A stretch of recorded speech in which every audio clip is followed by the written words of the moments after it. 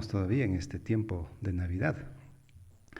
La iglesia tiene digamos, una organización del año litúrgico, es decir, el año litúrgico es como el cronograma que a lo largo del año, que empieza 4 semanas antes de Navidad y termina con la fiesta de Cristo Rey, para celebrar los momentos intensos de la fe, sobre todo contemplando a Jesucristo muerto y resucitado, que es el centro de este año litúrgico, y leyendo el Evangelio y convocándonos a la espiritualidad, celebramos esos distintos momentos del ejercicio de Jesús con respecto a la salvación de la humanidad.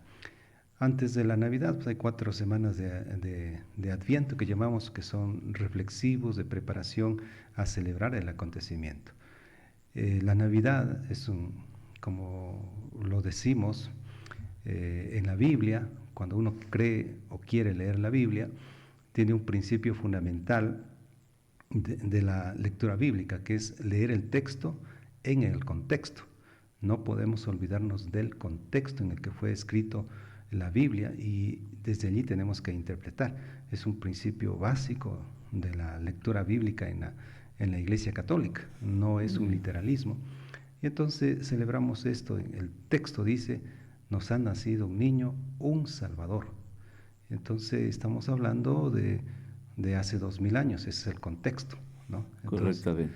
Entonces, hoy no nos nace un niño, hoy conmemoramos que Dios se hizo niño, el Salvador apareció en la humanidad, que es muy diferente, ¿no?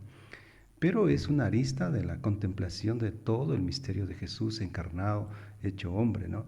Entonces nos vamos a los orígenes, al génesis de esta manifestación humana, porque como dice el Evangelio de San Juan, Dios, la palabra existía, por la palabra fue todo hecho, sin ella nada se hizo, y esa palabra se hizo carne y acampó entre nosotros, que está llena de gracia y de verdad. Evangelio de San Juan, capítulo 1. Entonces, eso es el misterio que celebramos fundamentalmente. Pero, pues ya son 2030 o 2040 años después de este acontecimiento. ¿Qué edad tendrá el Nuevo Testamento, pero escrito? Escrito, estamos por los 2000 años, ¿no? Escrito porque... no le restamos los 300 años de Constantino, ¿no? No, porque la revelación bíblica, según nuestra eclesiología, termina con la muerte del último apóstol. Y entonces estamos hablando del primer siglo. ¿Quién fue el último apóstol? San Juan. San Juan. Entonces, que era a su vez el primero de los apóstoles digamos, era el más joven del grupo de los apóstoles, ¿no? O sea, el más reconocido, el más mimado, entiendo. Bueno, esto es para la reflexión, ¿no? Pero es hermoso esa historia. Claro, Jesús tuvo 12 apóstoles, ¿no? Después eligió otros 72.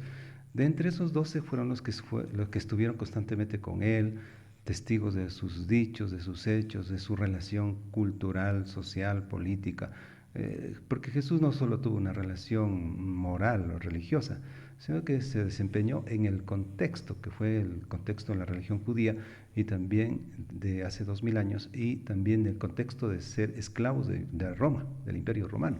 Claro, entonces, entre esos 12 había un grupito íntimo, digamos así, que era Pedro, Juan y Santiago, ¿ya? Entonces, ¿Santiago, su hermano o no? El hermano de Juan, ¿no? El hermano de Juan. Entonces, Jesús también tuvo un hermano que se llamaba Santiago, ¿no? Pues, a ver... ¿No lo quiere decir usted? Dice que se llamaba que era muy destacado también. No, a ver, nosotros tenemos como expresión básica de nuestra fe, es que en el Evangelio sí se habla de los hermanos de Jesús, pero en el contexto significa los mismos contemporáneos de la fe, porque el pueblo judío en ese momento no tenía eso de primo, sobrino, tío, más bien parentela, todos se consideraban hermanos. Ese era el concepto, porque Dios tenía un pueblo y el pueblo se sentía hermano. Entonces, pero hablan de Santiago como y entonces, hermano consanguíneo hermano de sangre. Hay dos textos bíblicos maravillosos para eso, ¿no? Isaías capítulo 7 donde Isaías. se anuncia, Isaías anuncia 500 años antes de Jesús, se anuncia que la Virgen da a luz un hijo, Un ¿ya? hijo. Un hijo, que le pondrán el nombre de Manuel. Y Lucas, el capítulo 1, habla de que María dio a luz un hijo, no habla de más hijos. ¿Ya? Encontramos de otros hermanos, pero es por el contexto. ¿Ya? Pero la Biblia está hablando de que la Virgen dio a luz un hijo, no dice hijos. Habla en singular. Habla en singular. De todos los otros personajes bíblicos famosos en la Biblia, se habla, estos son los hijos. Y Jacob encontró a José y a sus hermanos. ¿Ya? O sea, pero cuando habla de José, el hijo de Jacob, el esposo de María, no habla de ningún hijo, pero sí habla del hijo de María. ¿Ya? Entonces estamos en ese contexto bíblico. Por lo tanto, lo otro puede ser también un testimonio de los evangelios apócrifos, que se llama, que son escritos que cogían los testimonios orales de los primeros cristianos o de ese mundo judeo-romano, que entonces cogían, ¿no? Cogían testimonios, manifestaciones. Se quería a veces enfatizar o focalizar el hecho de que Jesús tenía familia, ¿ya? Pero no es más. Lo que está canónicamente bíblico es lo que tenemos hoy como Biblia. Entonces, de acuerdo a ese testimonio bíblico, nosotros en la iglesia, lo que llamamos la teología y la pastoral, está organizado el año bíblico, y entonces los momentos de Jesús. Por ejemplo, ahora estamos en el momento de su nacimiento. Es un momento, no es la plenitud de Jesús, es la encarnación, ¿no? La Biblia, la liturgia habla de que Dios fue majestuosamente creada la naturaleza, pero mucho más la redención. Y la redención no se nos da por el nacimiento, sino por la muerte y resurrección de Jesús. Esa es nuestra fe. Pero tenemos que celebrar el inicio humano de Jesús, y eso es lo que estamos celebrando, ¿no? Y por lo tanto, aquí está el punto en el cual debemos evaluar nuestra participación católica. El punto es que se nos ha dado un hijo, un Salvador, un Emmanuel, un Dios con nosotros. Y entonces la Navidad es el espacio espiritual, litúrgico, ritual, simbólico de aceptar a este Redentor. Toda la historia de la humanidad se ha hablado y se ha quejado contra la corrupción, el pecado, la degeneración humana, el apartarse de la moral, del bien común, en fin, todo. No es que sea ahora. Hoy es un poco más sensacionalista por la mediatización de los hechos, ¿no? Pero la corrupción, el pecado siempre ha habido, y Dios vino para redimirnos del pecado. Y entonces el primer punto es, usted litúrgicamente, religiosamente, se acercó a Jesús, primero, ¿no? Dos, la actitud para recibir perdón, para convertirse, para renovarse. Tres, para aprender lo que Jesús trae, que es el amor, la alegría, la salvación. Usted como católico se acercó a esto en esta Navidad, o se quedó, como decías tú, señalabas tú, se quedó en el mercado de Navidad, ¿no? Entonces, hombre, compartir es bonito, yo les digo, es hermoso. A mí me han compartido pavo, caramelos, galletas, regalos, prendas de vestir, me han llevado ofrendas para la iglesia. O sea, maravilloso, me han invitado a la cena navideña, suculenta gastronomía que hay en Loja, ¿no?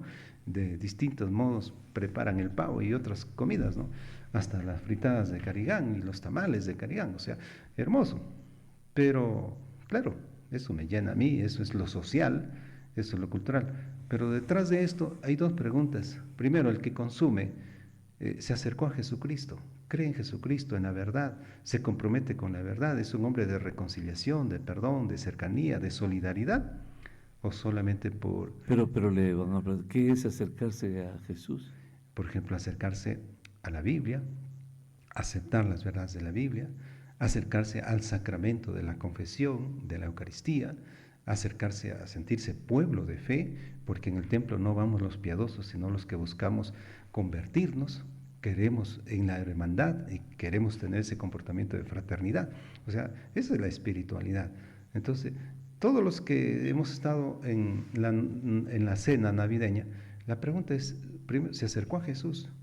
¿Ya? ¿Se acerca usted a los templos para expresar que es un pueblo de fe, fraterno, solidario?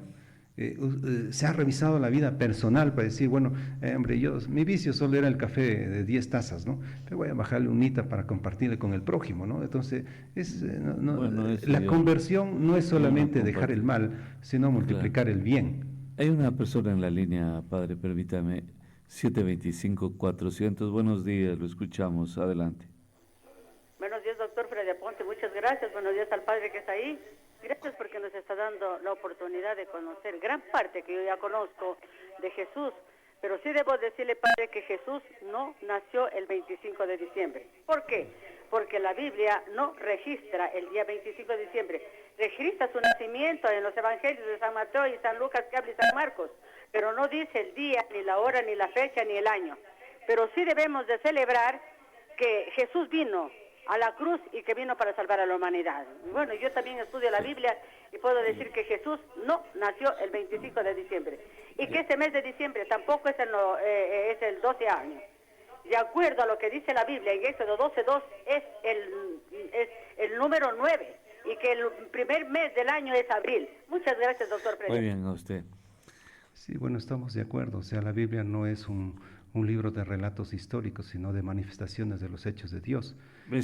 Y no celebramos una fecha del nacimiento de Jesús, sino un acontecimiento de que Dios se encarnó en la humanidad.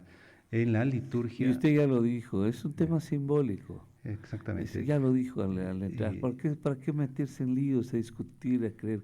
Yo sé más que el otro, no, yo estuve ahí presente el día que no, nada de eso. Ya lo dijo usted, que es un tema simbólico y así tenemos que aceptarlo y nada más. Claro, no es, por eso vuelvo a repetir, no es la celebración de una fecha, sino de un acontecimiento, ¿no? Y en la liturgia, en la iglesia, nosotros no celebramos el cumpleaños de Jesús, celebramos que tenemos un Salvador, es eso, ¿no? Recuerden que no había, pues, el escritor, el geógrafo que estaba tomando nota de qué es lo que decía y qué es lo que hacía Jesús. La Biblia es una recopilación de los dichos y hechos de Jesús. Y la Biblia dice, capítulo 20 de San Juan, que si se hubiera escrito todo lo que dijo, hizo Jesús, no habrían libros para escribirlo, porque apenas se escribió lo que es fundamental para la salvación. Y entonces hay muchas otras cosas que no, hechas por Jesús, Claro. que no están descritas en la Biblia, lo dice la Biblia, ¿no? Incluso eso es un tema muy interesante para estudiarlo, ¿ya? Pero lo que te salva no es lo que crees que te gusta, sino lo que se ha revelado de parte de Dios y que lo tenemos en la Biblia. Es tan extraordinario. Hay un orador que dice que el lenguaje, la oratoria tiene miles, decenas de miles quizá de años, en tanto que la escritura no pasa de unos 7.000 años, más o menos. Así es, seguramente desde que se encontraron jeroglíficos, alguna cosa, alguien ya se ponía a escribir. Por eso el poder de la palabra es fundamental, ¿no? O sea, la gente se comunicaba más antiguamente a través de la palabra, ese poder. Y seguramente así es como se fueron distorsionando algunas cosas. Por eso usted dijo una palabra que es extraordinaria, que dijo, hay que entenderlo en el contexto. Tal cual yo me he puesto a pensar cómo los griegos, los filósofos griegos, podían tolerar la esclavitud. Tomen en cuenta que son mayores a Jesús, 300, 400 años menores, mayores. Otras, van dos que me voy a equivocar, la tercera ya no respondo. Confesión a la tercera. Sí, confesión a la tercera. Ellos eran mayores y nunca yo tampoco podía entender cómo toleraban la esclavitud. Ellos mismos eran esclavos. La mayoría de algunos filósofos fueron esclavos. Acordémonos, gran amigo mío Diógenes, otro era de los más antiguos, pero hubo algunos más, ahora no estoy muy brillante, no tengo bien en la mente, pero había unos 3 que fueron esclavos. Y fíjese usted el poder de la palabra, pero bueno, vamos al tema que es el poder de la palabra. Así lo escribieron, así lo dijeron, así narraron.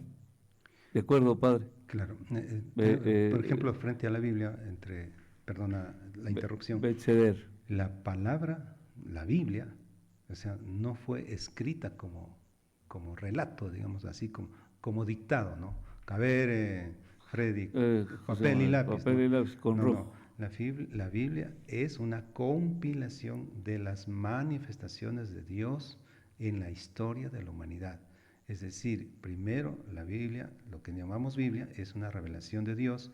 Segundo, se mantuvo la palabra, ¿no es cierto? Y tercero, se escribió. Pero se escribió mucho más después de las revelaciones de Dios. Entonces, es una interpretación de las revelaciones de Dios. Entonces, eso hay que tener en cuenta, ¿no? Porque Ahora, ¿cómo podemos comprobar eso de manera fácil? No hay una sola coma que esté de más ahí, la redacción es precisa, es exacta. exactamente por eso, mira que en estos tiempos, todos, antes era solamente el Papa, los obispos, los cardenales, los sacerdotes, ni las religiosas tenían acceso a estudios bíblicos. Hoy, en cambio, también los Y fieles. solo en latín. Y solo en latín. ¿Ya? Claro. Y entonces, ahora, en cambio, mira, la iglesia es otra. Se abrió más. Se abrió más. Estamos en una iglesia inculturada, en la que el espíritu científico, porque en la iglesia, en el Vaticano, y los seminarios, las dioses, hay primero un espíritu investigativo, ¿ya? Segundo, un espíritu de transferir el conocimiento. Y tercero, queremos que el pueblo se eduque como tal, porque no es Dios Señor de curas, es Señor del pueblo. Y si el pueblo no lo conoce, ¿cómo se salva? A mí me da la impresión, padre, no sé, para eso lo estamos, para conversar con usted, podríamos amanecernos y es imposible. Es uno de los libros más hermosos y más perfectos, la Biblia. Me parece que tomó más bien fuerza, se fortaleció la Biblia en el momento en que los científicos empezaron a respetarla y no pudieron discrepar. Que me da la impresión, pero eso es mío, no lo he leído en ninguna parte. Es decir, que la iglesia ocultaba, que no pueden leerla, como que había miedo, temor. Había temor, seguramente por los antecedentes de la Santa Inquisición, por Galileo. Incluso hablan de Galileo Galilei, cuando dicen incluso que el mismo Jesús estuvo por la India, y en la India pues hay evidencias de que ellos se adelantaron a estos científicos, los europeos, astrónomos europeos, y ya dijeron mucho más, con mucha más anticipación, todo lo que acá se repitió. Dicen que Jesús estuvo alguna ocasión, hay alguna celebridad que narra acontecimientos de un hombre que llegó por ahí, por la India. Pero bueno, me da la impresión que tomó ese valor cuando los científicos empezaron a hablar de la Biblia. Freddy, hay una cosa que debemos ser sensibles, ¿no?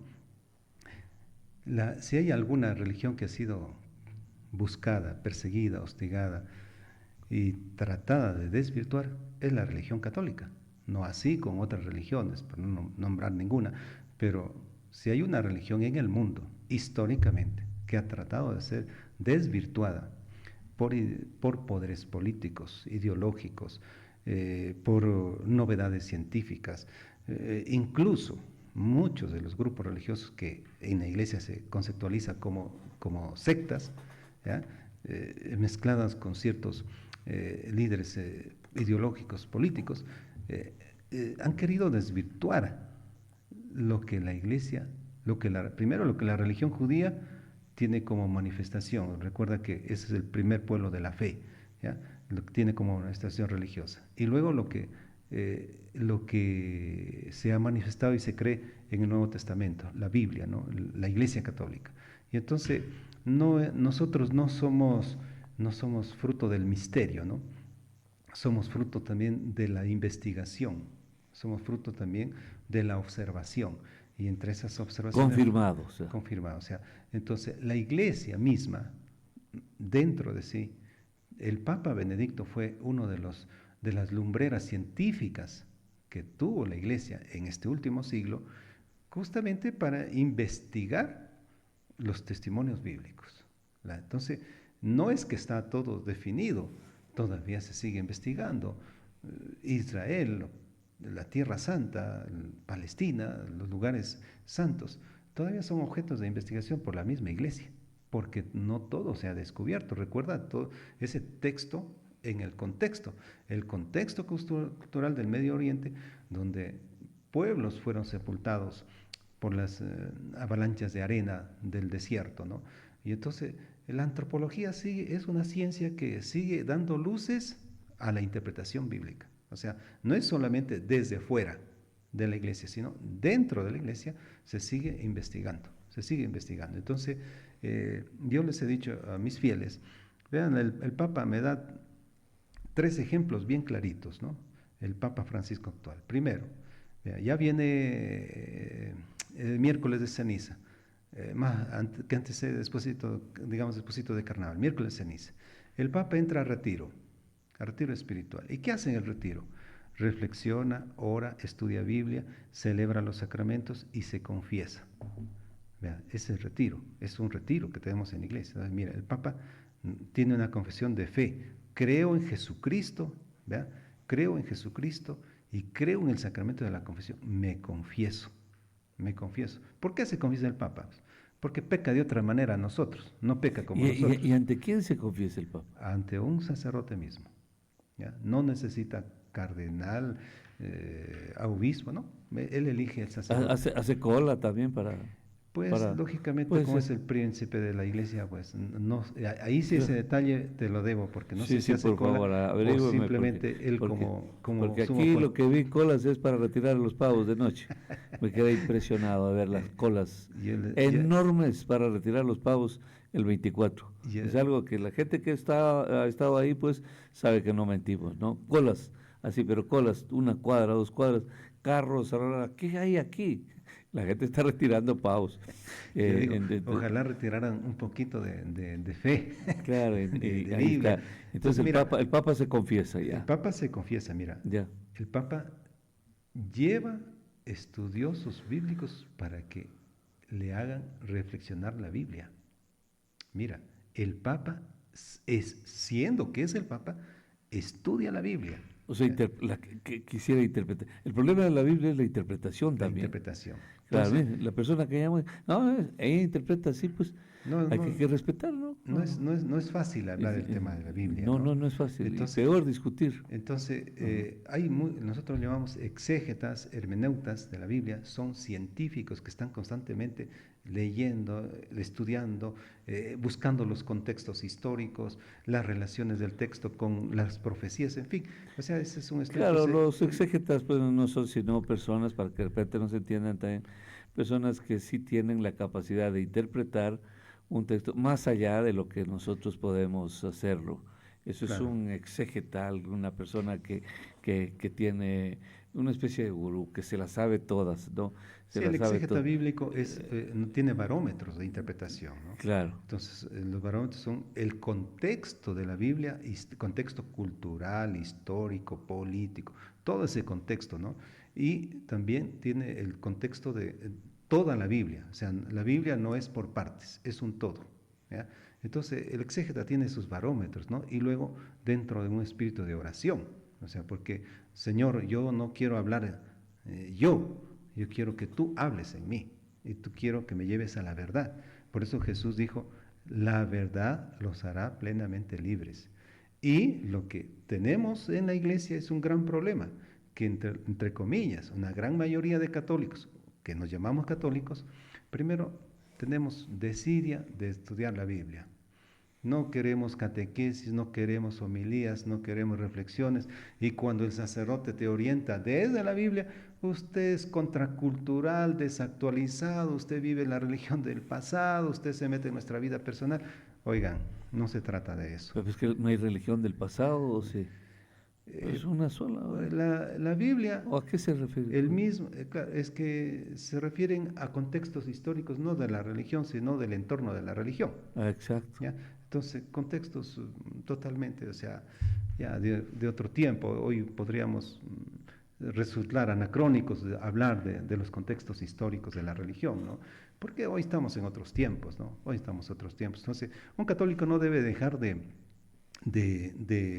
leer, buscar, reflexionar la Biblia y abrirse a las nuevas reflexiones que la iglesia te ofrece. Pero ¿no será que cuando empieza a leer, ahí es cuando empieza a emigrar a otras religiones?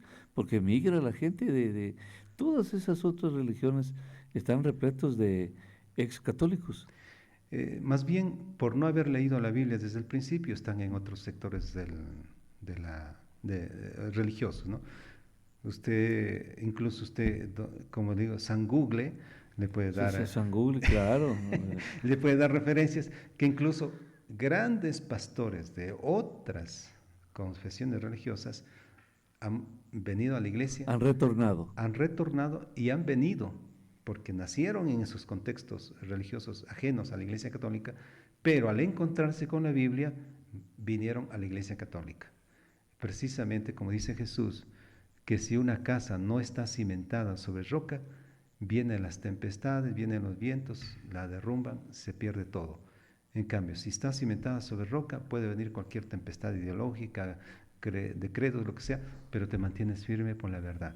Es más, yo les digo a mis fieles, hombre, lean la Biblia para que vean si el sacerdote les está predicando la verdad o no, o está simplemente Exacto. condicionando religiosamente, como ahora en Navidad.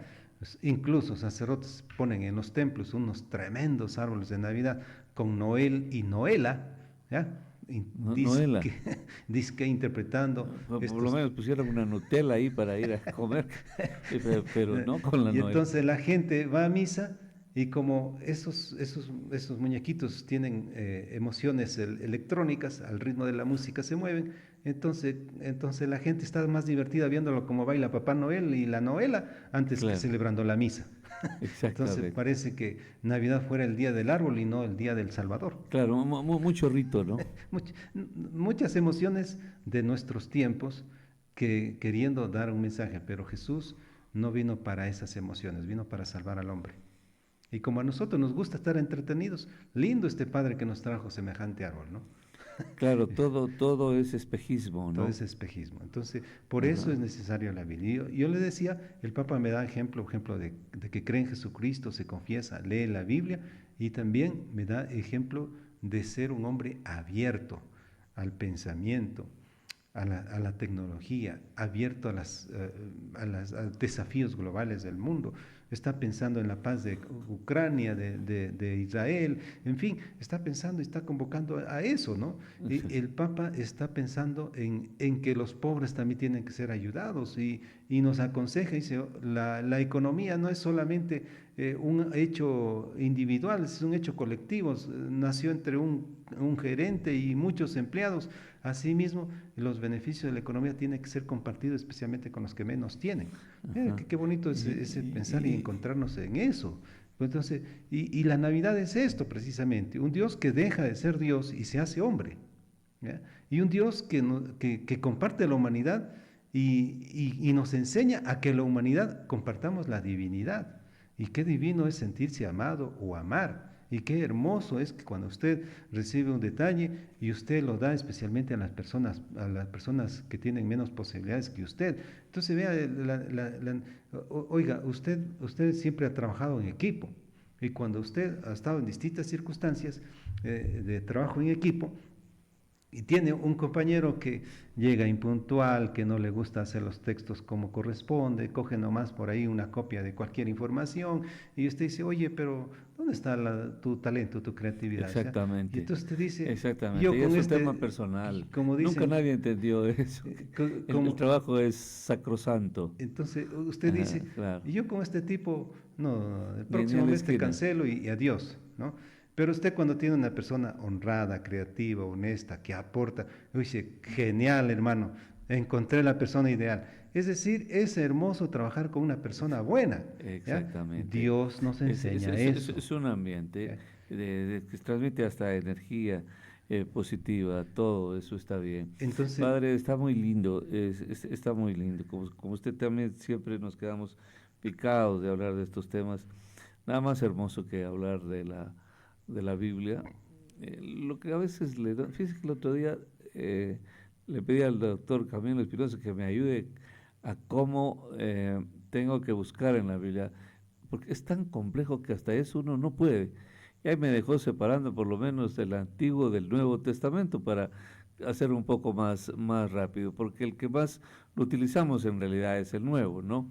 Eso es una literatura preciosa, es de oratoria. Incluso si los políticos, para este programa que siempre es eminentemente político, si los políticos leyeran la Biblia sin necesidad de exégetas, sino que ellos pudieran interpretar, pero de la manera más sana, espiritual, podríamos tener un diálogo enriquecedor con ellos, o sea que muy bonito, sería muy lindo, pero sí están bastante alejados, o estamos todos alejados en realidad, porque hay nosotros que a lo mejor la leemos, pero no la practicamos también, y ahí está otro detalle. Lo que dice, o sea, digamos, lastimosamente, si tuviéramos políticos honestos, no importa izquierda, derecha, centro, Sí, eso o sea, ya no, izquierdosos, eso no derechosos. interesa. Si hubiera políticos sinceros, honestos, no instrumentalizarían la iglesia, no instrumentalizarían la Biblia, sino que más bien se dejaran iluminar por la Biblia para tener incluso hasta mejor discurso y lógicamente mejores propuestas y mejores acciones. Siendo que Ecuador, 70-80%, de acuerdo a las encuestas que hay, es católico, deberían los políticos respetarnos nuestra moral católica. No queremos favoritismo, sino Sí. simplemente en el principio de la democracia, que es el gobierno del pueblo, para la mayoría del pueblo, Para el pueblo. deberían respetarnos. Abraham Lincoln la tenía en el bolsillo, la Biblia. Leía mucho. En Estados Unidos, recuerda que en Estados Unidos Era un irlandés, juramentan el servicio político en la Biblia. pero Lincoln era una celebridad. No se apartaba nunca de la Biblia. La consultaba a cada instante, cada vez que tenía dificultades, acudía a la Biblia como tiene que ser un libro de consulta. Nadie puede ser mejor que eso. Exactamente, es un libro espiritual, ¿no? Entonces, Abraham Lincoln, por ejemplo, lo utilizó como su inspiración social, más, ¿no? Entonces, claro, dentro de esa geopolítica que ellos manejan siempre, ¿no? Es que la Biblia es eminentemente social. Social, es a favor del hombre. Es que se trata del hombre, claro. O sea, el gran error que tenemos es que hemos interpretado que Diosito quiere esto, ¿ya? Y nos referimos a oraciones, nos referimos a ritos, nos referimos a promesas, ¿ya? Exacto. Cuando lo fundamental que Dios quiere es un hombre redimido, digno, en relación con su prójimo, en relación con la trascendencia. Dios no quiere un hombre fracasado, Dios quiere un hombre redimido. Exactamente. Y eso debemos entenderlo. El beneficio de leer la Biblia no es el de Dios, sino el de la humanidad.